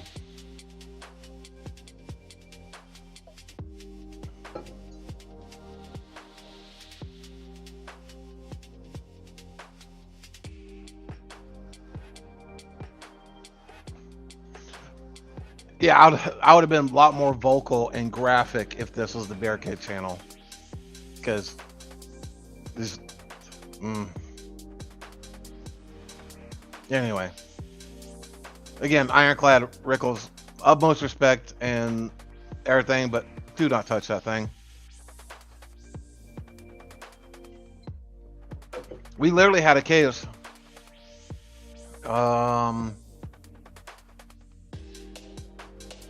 Geez, 5 or so years ago now. It's been quite a number of years. Those who've been around for a while definitely know what KMS Pico is. Those who are new, it is still a tool. I know there's newer tools out there now for PowerShell, but it is a Windows authentication bypass tool for Windows OS and Mac, or not Mac, but Office and just all the Microsoft suites, right? It was the end-all be-all of the cracks for Microsoft, so you didn't have to pay for the licensing anymore. The IT administrator downloaded KMS Pico. They were using Avast, I believe, as their AV. Scanned it with Avast. Said, it came back clean. Okay, so he thought it was a good idea to do it. Through our forensic process, we found that the KMS Pico had a backdoor Metasploit baked into it. And once you ran it, you allowed Metasploit to beacon back home to a C2 server. And toward the end of the investigation, we were doing a lot of debriefs with the IT, legal, all that stuff. And I had to ask, I'm like, what made y'all do this? Right? Sidebar, I understand why some people use KMS Pico for a home base. You don't have the money for it or whatever.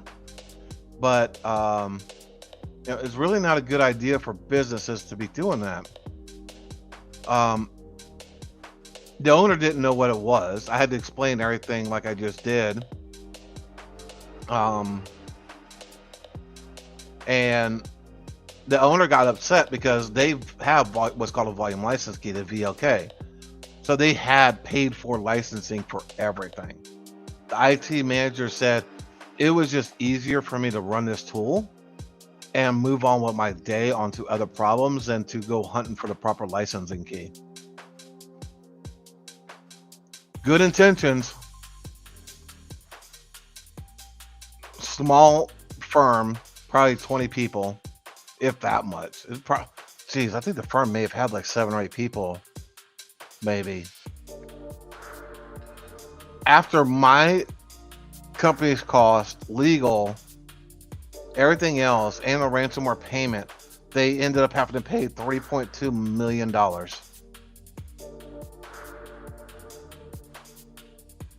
All because he didn't want to go look for a license key.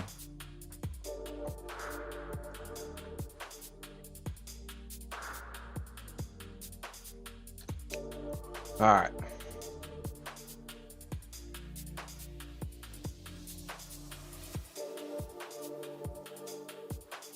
Microsoft or McAfee, yes, the guy who created it was cool. Really? Was he Pocket Pixie? This is the same guy that said he would eat his own junk if a cryptocurrency didn't reach if Bitcoin didn't reach $1 million within like a 1-year time frame. Go Google that. John McAfee was a hot mess express. That dude was a tool.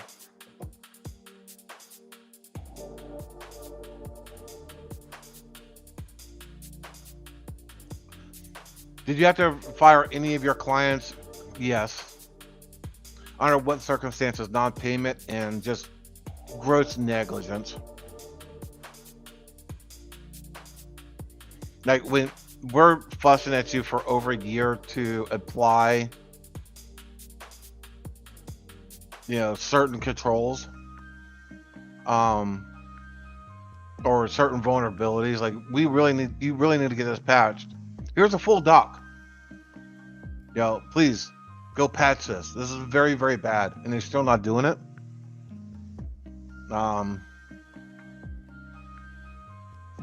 So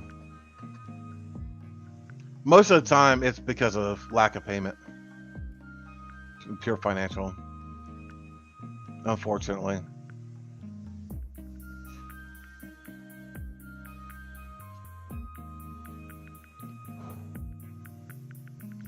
Windows security is way better than McAfee. I assume Random X are talking about Bitdefender, or not Windows Defender, and no. Let's talk about another tale, shall we? Threat actors, one registry key can disable Windows Defender, and even Defender ATP from 365. It is one of the biggest exploited freaking AVs that are out there. Their tamper protection doesn't work. It's a big. I'm going to have to. I gotta scream it. I gotta scream it. Hold on. It's the biggest pile of. That's around. Stop using it. Use a real EDR solution, ladies and gentlemen. It doesn't have to be CrowdStrike. Go with freaking Sentinel-1. Go with something.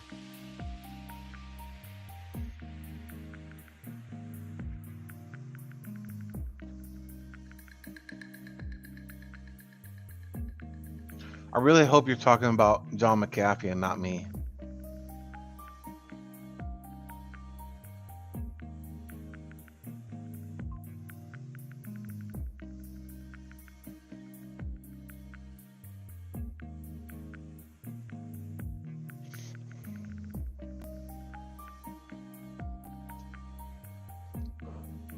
Avast has tried to do EDR. They've really not done a very good job at it. I would stay away from Avast. Like, seriously, ladies and gentlemen, in the world that we live in, using a detection tool that's purely on signatures, hash-based detection is not protection anymore. It's really not. EDRs they do have some hashing and things like that built into it, but it's more about behavior. Like when an application launched, what the hell did it do? Please, folks, get a real EDR. What you cooking, Pocket Pixie?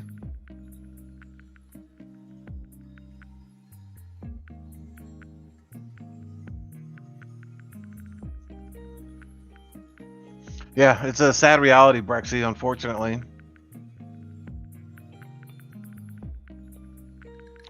I've never tried, Roswell, UK, I've never tried Open EDR. I've not heard good things, to the point that I'm not even freaking firing it up. Commando, that's like Viper. Back in the day, it used to be so freaking good, right? But it's just trash now, just like Viper is. If you're an MSSP like Barricade Cyber, I'm not really sure what an MSSP, or whatever, is hiring, and a prospect is interested in applying for a full-time position, but they do freelance work with other small MSSPs, would be typically yes, that's a conflict of interest.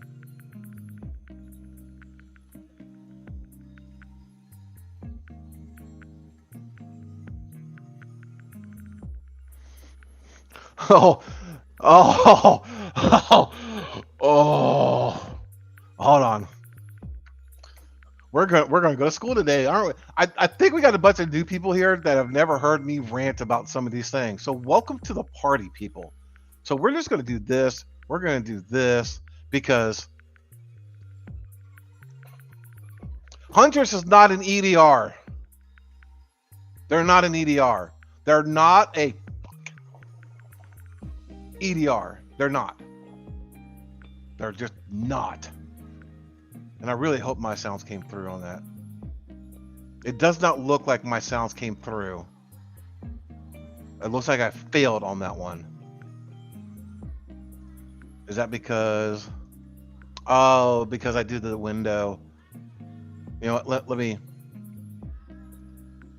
So it played internally. So let me do this and do this. Huntress is not a EDR. How about that? Now I feel better. Holy McMolly. They're not an EDR. They are a managed sysinternals auto runs platform with canary tokens to detect malware, and they help you with Windows Defender ATP policies. Don't get me wrong. I've said it before. Huntress is great for the MSP community. They do a lot of freaking good. Their marketing, their efforts, great.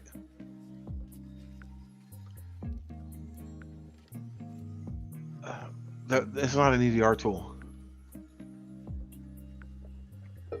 And I know people will come out of the woodwork was like, yeah, but EDR is endpoint detection and response, and they're detecting something and they're responding to it. Yeah. But no. I said what I said. So I would say Sentinel-1. I think you will have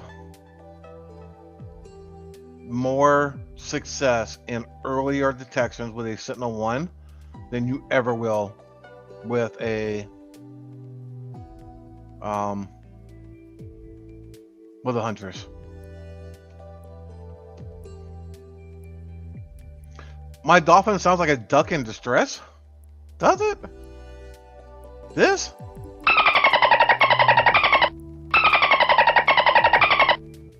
That's sad. I wonder if it's because of the music.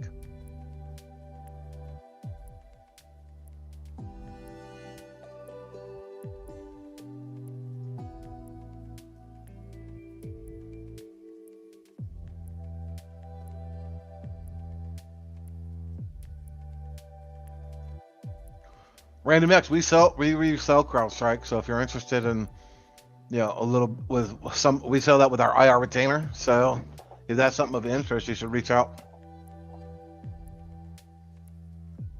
We have 2 different flavors of our IR retainer, just putting us on standby, and a little bit more proactive where we're deploying our CrowdStrike and proactively responding to your incidents.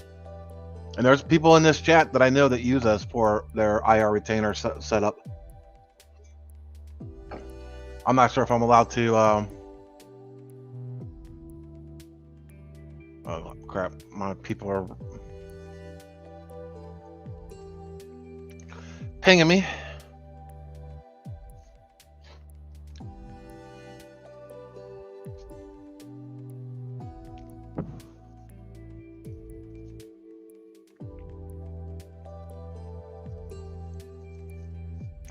Hunters got hacked, remember? Yeah, but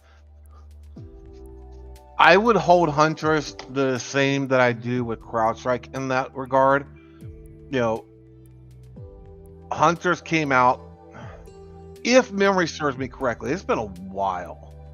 But I really think that Hunters was over communicative with it and kept their partners updated in real time, and that goes a long way for a vendor these days, right? Like I said, they're great for the community. They do a ton of help. They're really impactful for the MSP. So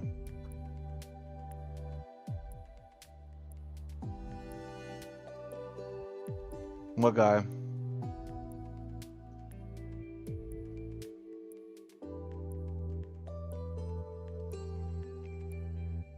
Do you have international non-US? Yes, we do. We have clients that are global, in multiple different countries, and we have a couple clients before that were purely offshore. For compliance, we've gotten away with, we haven't had to meet their framework, but show that we match a US based framework, and can provide documentation. Has worked well. So we had to have some sort of framework and documented framework of adherence. So I mean, right now we're CMMC level 1 self-assertion, which means like, yeah, we're CMMC level 1 with no verification. And I can safely say we meet that just because of what we do. I'm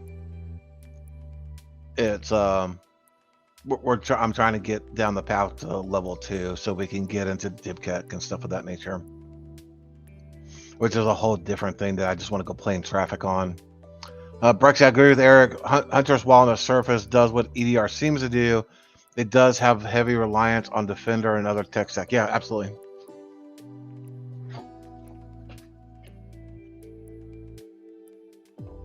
All right, we are at the top of the hour. The viewers have greatly dropped off, probably because of my saltiness. Thanks to everyone who stuck around. I do greatly appreciate it.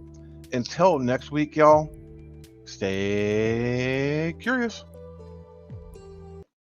There once was a kid whose passwords laid across all sites. They were the same, a criminal, then found their fame by taking that data to go. Soon may a criminal come to steal your pictures and data and run. One day when the crime is done, they'll steal your account and go.